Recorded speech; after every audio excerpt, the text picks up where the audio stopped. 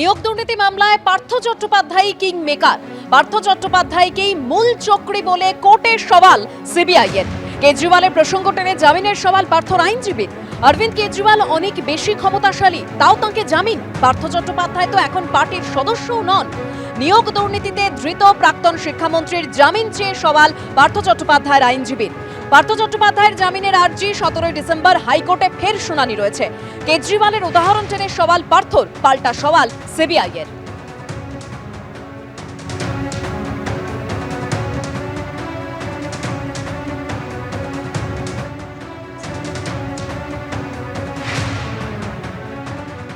17 December বিশেষ CBI কোর্টে কালীঘাটের কাকু ওরফে সুজয় কৃষ্ণ ভদ্রকে হাজিরার নির্দেশ দেওয়া হয়েছে এবং ইতিমধ্যেই যে তথ্য সামনে আসছে, হাইকোর্টের শুনানির পরেই বিশেষ সিবিআই কোর্টে পেশের নির্দেশ।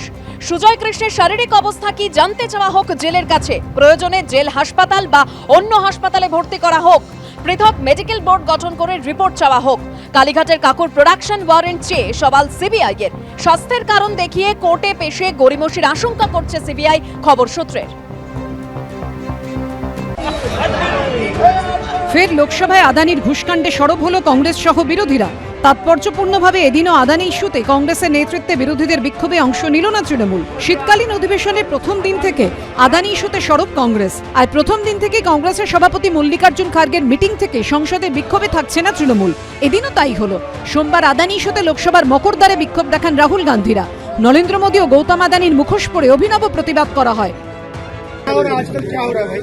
आजकल मैं जो भी बोलता हूँ आप क्या क्या बोल रहे हो? मैं कुछ भी चाहता हूँ। क्या चाहते हो? कुछ भी कोर्ट चाहिए, एयरपोर्ट चाहिए। क्या कर रहे हो भाई?